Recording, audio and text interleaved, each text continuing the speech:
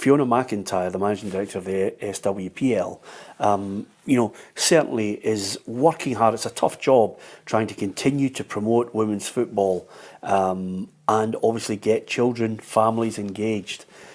The great problem she has coming down the road, which is something that she's going to realise shortly, is quite simply that the Celtic Rangers game the other day there was an element of people in there singing unsavoury songs, a lot of swearing, pyrotechnics, and if they infest the women's game, it's going to be a tough sell getting families there. Yeah, the only thing I would say is I was at that game, I was working, they were about 12. Yeah. I mean, you're talking that they were like... Or they were aged 12? No, they were about age, they would be about first year at school, roughly. And it was basically like... we're the Green Brigade for the day. That's what it was. It was like cosplaying the Green Brigade. Yeah, but they have tried to get into other games. And I think that's not necessarily a women's football problem. It's maybe just a problem that Celtic have had at points. And if you want to encourage Celtic fans to come out and back the women's team, you're maybe going to get an element of that. I would stress it was tiny, and we are talking about like small children, but it was notable because it's quite a quiet atmosphere. You've not got a huge crowd, so if you've got 12 wee guys banging a drum as they were, one with a balaclava on that you couldn't quite miss, and then getting thrown out at the very end for their smoke bomb going off.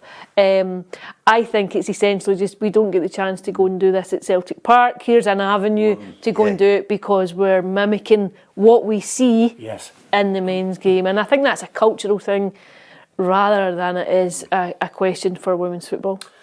Ali, I will disagree with you 100%. It's coming, it's a problem. Fiona's worried about it. Some of the SWPL will look at it and see it coming down the road and wonder as it grows in popularity whether that becomes a problem. The lovely thing about that game that I did watch on the cameras was a Celtic and a Rangers fan sitting next to each other, and I thought, wow, just amazing, and I put it to a couple of the boys the other day. I said, great, Celtic and Rangers fans all there, really positive message, families all mixed in together.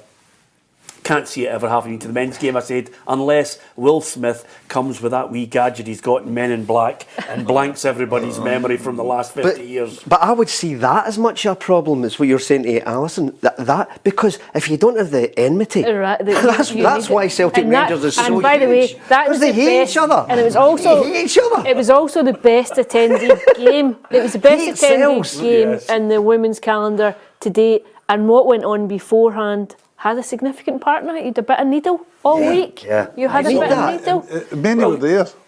There was no official crowd given out. I asked for a crowd, I never got one. However, it was definitely better attended than any game What were you roughly thinking yourself? There was at least a few thousand. I would say maybe about 3,000, maybe slightly more than that. I think it's hard to get, but I thought the fact that there had been the rivalry has to be built up in order for the exactly. Rivalry has to be built up everywhere. For me, but you need something. You need it. It's a Glasgow City. It's it's anybody who's given that opportunity, this platform to try and get more and more people into the game. I just don't want to see a poison element. I understand the hate sells, but I just don't want to see a poison element chase away in the early embryonic stages of trying to promote it. And their biggest sell at the moment is come to the game as a family. That's the biggest sell point at the moment. It's different from the other games.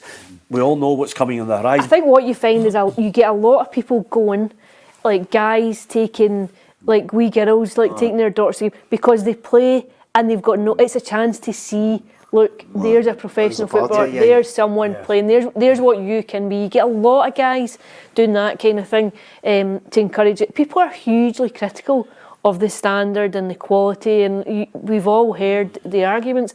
I think you need to give it time just to grow a bit. I think you need. I think it will get better. The more professional players you have, the more professional coaches you have, you will see an improvement. The way that you have down south, you have seen it. The top level, and the Barcelonas, etc. I mean, it's terrific. But you do need.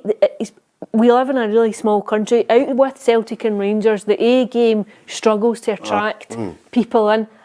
You do need a bit of... You need the needle. to bring needle. out. You needle the needle. People loved that last week. See when you had we're fitter. You did. We're fitter than they are, and they like it. How long does the huddle take? There's some exactly. great. It was classic. And then Celtic fans, as Joe Potter was walking back, she had to cross the pitch to do the Sky interview on Monday, and she's walking back, like there's loads of fans still on the ground, they're all shouting at her, come and join the huddle and stuff. And she gave them, she laughed, she's I think, That's great. That's Keep great. it in themselves as well. Listen,